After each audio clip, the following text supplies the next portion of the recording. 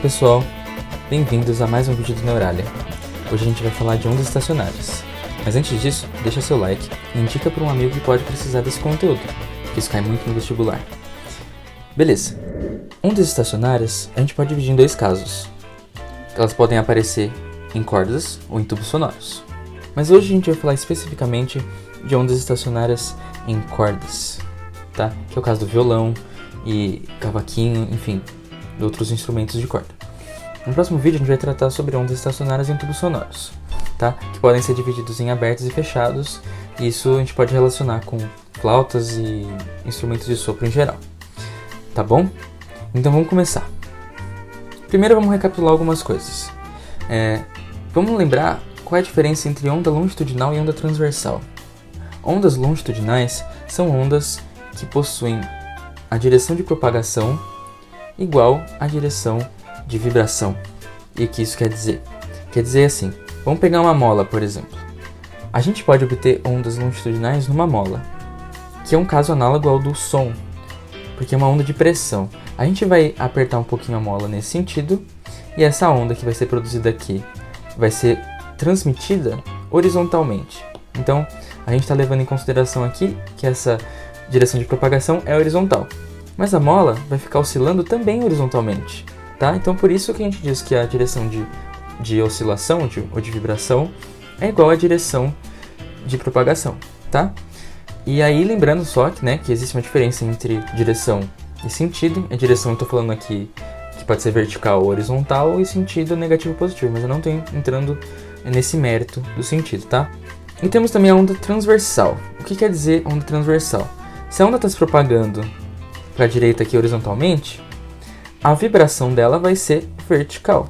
Como a gente sabe bem, no caso de uma corda, que a gente oscila para cima e para baixo, essa onda se propaga para frente, no caso do nosso desenho, para a direita. Tá legal? Agora vamos pegar o caso de uma onda genérica transversal. Eu coloquei ela aqui num plano cartesiano de x e y, para a gente entender algumas características dessa onda, que são fundamentais para o entendimento de ondulatória. Então a direção de vibração dela, ou de oscilação, é vertical, está em y, enquanto que ela está se propagando para a direita em x, aqui no nosso desenho. Então isso quer dizer que ela é uma onda transversal, como eu tinha explicado. Beleza. Agora, vamos analisar mais de perto. O que eu tenho aqui, essa altura entre uma crista, que a gente chama aqui até o eixo, a gente chama de amplitude, como eu já tinha comentado para vocês no vídeo sobre timbres. Se você não viu ainda, volta para lá e veja. Essa amplitude também pode ser encontrada aqui no vale, tá? Porque essa é uma onda aqui regular, ela não está perdendo energia de nenhuma forma, tá bom? Então, só vamos anotar aqui agora, que aqui então a gente chama de crista, e aqui a gente chama de vale. Beleza. Mas agora, tem outra característica que eu posso tirar da onda, que é o que a gente chama de comprimento de onda. E eu chamo isso de lambda, tá? Então, esse lambda é uma letrinha grega que eu vou chamar de comprimento de onda. E o que o lambda representa? Ele representa nada mais nada menos uma distância em x, aqui, nesse caso, que a onda leva para dar uma oscilação, tá? Então, se a gente adota esse ponto preto aqui, que eu desenhei, como o início da oscilação, ela só vai completar a oscilação quando ela chegar nesse outro pontinho aqui que eu estou fazendo, tá? Então, a distância entre esses dois pontos eu vou chamar de lambda. Então, temos um lambda aqui.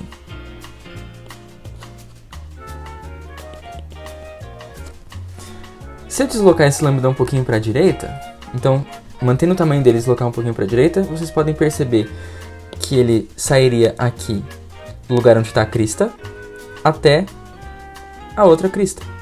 Então a gente pode chamar o lambda também como a distância entre duas cristas consecutivas. Então aqui também a gente tem um lambda. Tem pessoas que preferem enxergar o lambda dessa forma, e tá certo também, não tem problema nenhum. Certo. O tempo que a onda demora para dar uma oscilação, ou seja, para percorrer esse lambda, que a gente vai chamar de período, e a gente indica com a letra T, que é o tempo que a onda leva para dar uma oscilação. Legal. Se período é o tempo que a onda leva para dar uma oscilação, se eu quiser descobrir quantas oscilações ela dá em um determinado tempo, isso é a frequência, tá? Então a frequência é o oposto, né? É o inverso do período. Porque se o período quer o tempo de uma oscilação, agora eu quero quantas oscilações dá em um determinado tempo.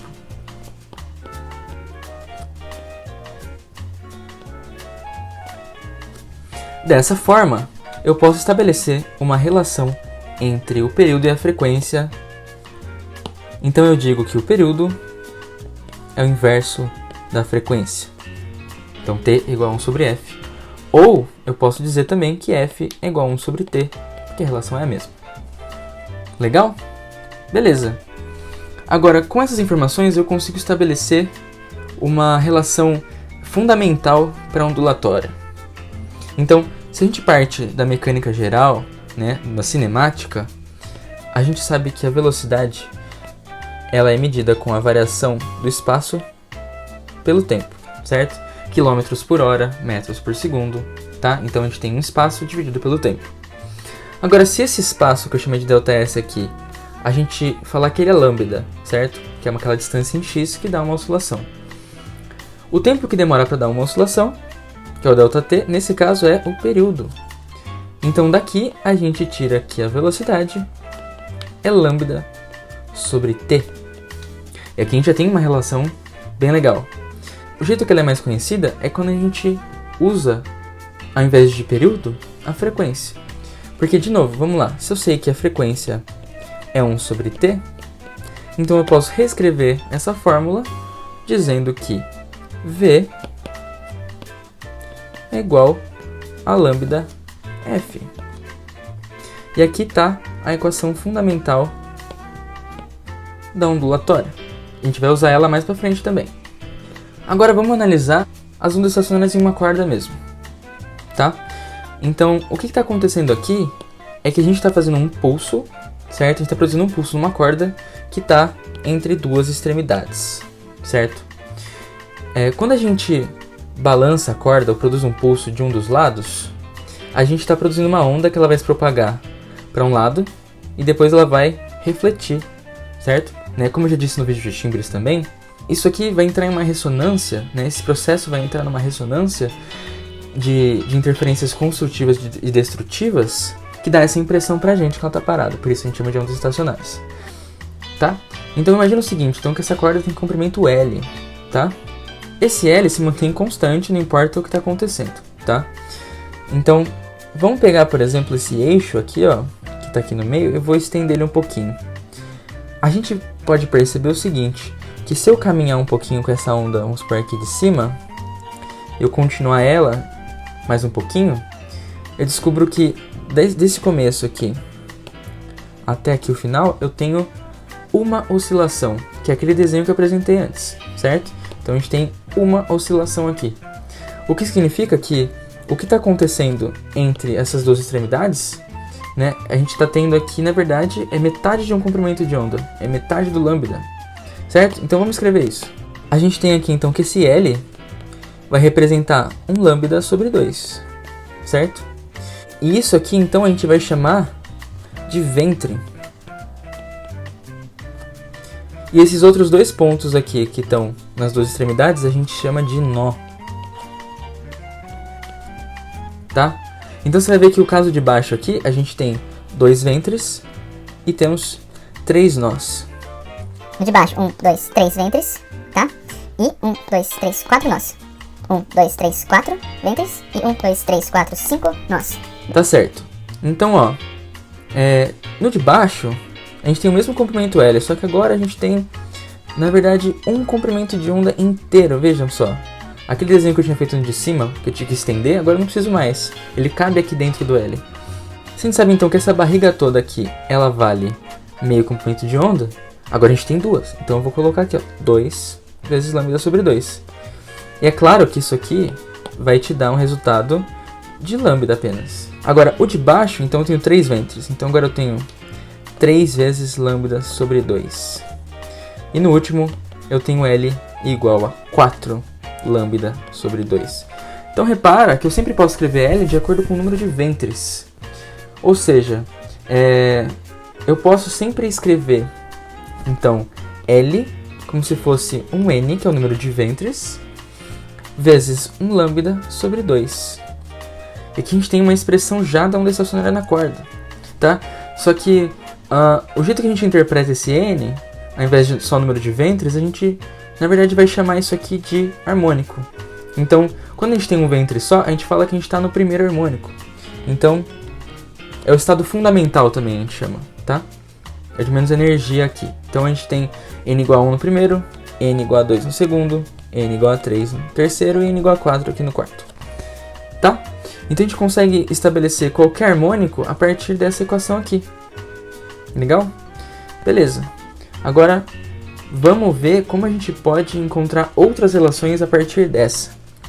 Então, voltando lá atrás, onde eu disse que V igual a lambda F, né, a equação fundamental da ondulatória, eu sei também que o lambda, se eu isolar ele dessa equação, né, ou seja, eu vou passar o F dividindo, eu sei que ele é, então, igual a V sobre F, tá?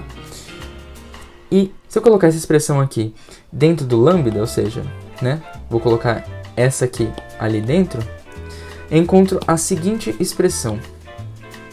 Então eu vou pegar aqui L, que é igual a N vezes V sobre 2F.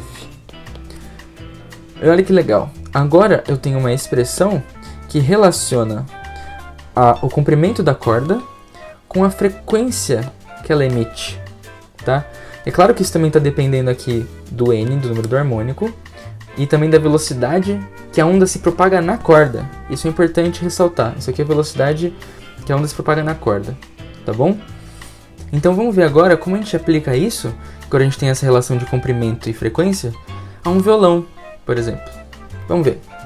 Então esse violão ele vai ter um comprimento e ele vai ter casas, trastes, tá? Acho que eu expliquei mais ou menos isso no outro vídeo, certo? Que quando eu aperto numa nota determinada, aliás, numa casa determinada, sei lá, por exemplo essa, eu estou diminuindo o tamanho eu tô diminuindo o tamanho da corda e produzindo um som mais agudo, tá? É isso que a gente consegue ver nessa relaçãozinha aqui. Então, ó, quanto menor for o L, maior é a frequência, porque eles são inversamente proporcionais. Ou melhor, quanto maior a frequência, menor o L, ou quanto menor a frequência, maior o L. Tá bom? Então, para frequência mais baixa, eu preciso de cordas mais longas. É isso que eu estou dizendo aqui. Tá? Existe uma outra forma da gente modular essa nota do violão, que não só depende do comprimento e da frequência, mas da tensão, tá? Quem é responsável por dar tensão na corda de um violão são as tarraxas. Mas como que a tensão se relaciona com a nota? Eu falei isso no vídeo sobre física do violão, se você não viu, volta lá também.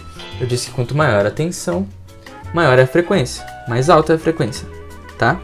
Então vamos ver como isso está explícito segundo as equações da ondulatória. Então aqui eu vou expor uma equação, que eu não vou demonstrar como fiz a outra, porque ela é um pouco mais chatinha, mas que ela relaciona a velocidade de propagação de uma onda numa corda com a tensão dessa corda, né? Que é a fórmula de Taylor. Tá? Ela diz o que pra gente? Que V é igual a raiz da tensão, que eu estou representando aqui por um tal, uma letrinha, outra letrinha para não usar força, usar F ou T, né? Estou usando uma outra para não ficar confuso, dividido por Mi. Mas o que diabo é esse Mi? Tá? Esse Mi, a gente chama ele de densidade linear, tá? E o que quer dizer densidade linear? Isso quer dizer apenas o seguinte, que a gente tem um tipo de densidade, que é a densidade volumétrica, que a gente costuma fazer, tá? Então, a gente costuma usar a densidade volumétrica, que é massa sobre volume. A da água, por exemplo, né, densidade, vou colocar aqui H2O, ela é 1 grama por centímetro cúbico, tá? Ou a gente pode colocar ela como 1000 quilos por metro cúbico, certo? Tá, mas isso aqui é densidade volumétrica, então é massa por volume. Então você pode imaginar que a densidade linear, né, esse Mi, então ele vai ser uma massa dividido por L, né? que a gente está pensando numa linha, né? Uma dimensão só. É claro que existe também a densidade superficial, então vai ser a massa sobre uma área, tá? Mas nesse caso aqui a gente está falando de uma corda, a gente está considerando esse problema como um problema unidimensional. A gente está só pensando no comprimento da corda, tá certo? Beleza. Então no fundo ele está falando o seguinte, que a velocidade tem relação com a tensão que essa corda tá colocada e também uma característica da corda que é esse Mi, tá? É uma característica da corda mesmo, né? Do material que ela foi produzida, tá bom? Então agora vamos ver como a gente pode aplicar todas essas equações para resolver um problema num violão. Ó, então eu tenho aqui um violão. Vamos supor que esse violão tem uma corda só, tá? E o tamanho dessa corda é de 65 centímetros e ela tem uma massa de 4 gramas. Vamos supor que eu queira afinar essa corda para que no harmônico fundamental, então para n igual a 1, ela produza uma nota Mi, certo? E o Mi1, tá? A frequência desse Mi1, né, eu vou colocar aqui, ela é de 82,4 Hz, tá?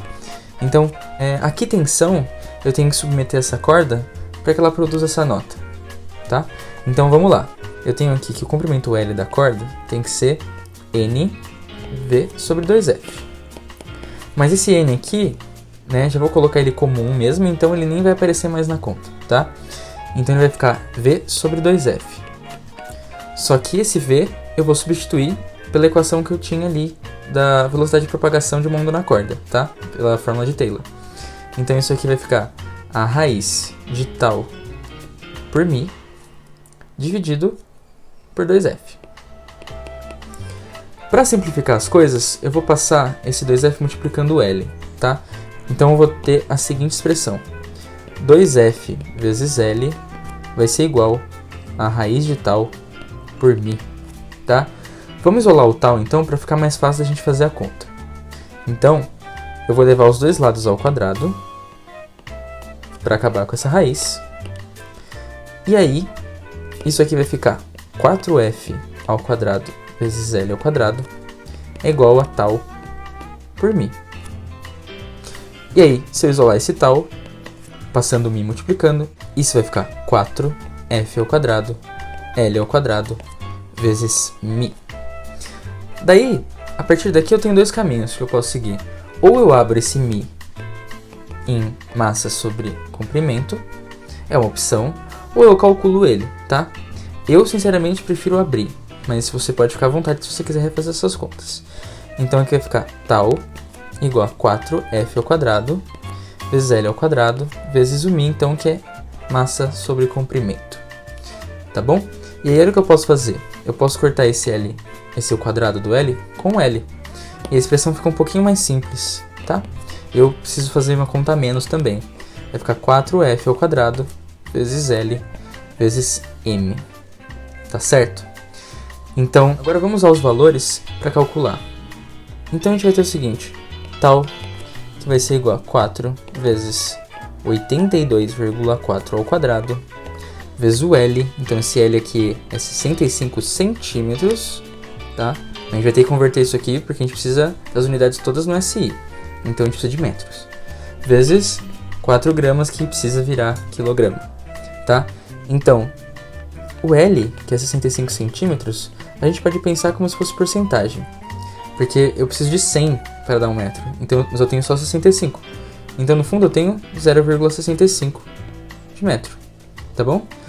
Isso aqui dá 65 vezes 10 a menos 2. Eu prefiro deixar assim porque é mais fácil de fazer as contas. A massa, que é 4 gramas, eu posso pensar também mais ou menos em porcentagem, tá? Porque eu tenho 4 de 1000, tá bom? Então aqui vai ficar 4 dividido por 1000 quilogramas.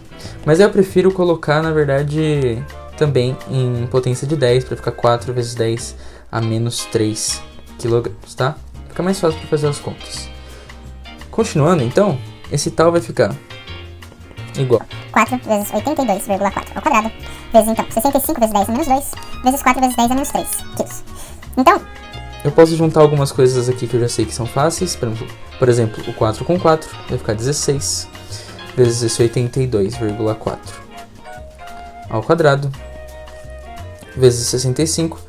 vezes, eu posso juntar as potências de 10, vai ficar 10 a menos 5, tá bom? E aí, esse tal dá um resultado de aproximadamente 70,6 newtons, tá? E como eu posso imaginar isso, então? Eu vou pegar uma corda, pendurar no teto, e para que ela fique numa tensão de 70,6 newton, eu preciso pendurar um peso nela de 7 quilos, tá? É isso. Então eu pendurei a corda no teto, coloquei um peso de 7 quilos, certo? 7,06 quilos, tá bom? E aí, se eu tocar nessa corda, ela vai produzir a nota Mi no primeiro harmônico. Tá legal? Então é isso. Espero que tenham gostado. Qualquer dúvida podem me perguntar, se eu souber eu vou responder. E até o próximo vídeo do Neuralia. Um abraço. Fiquem em casa.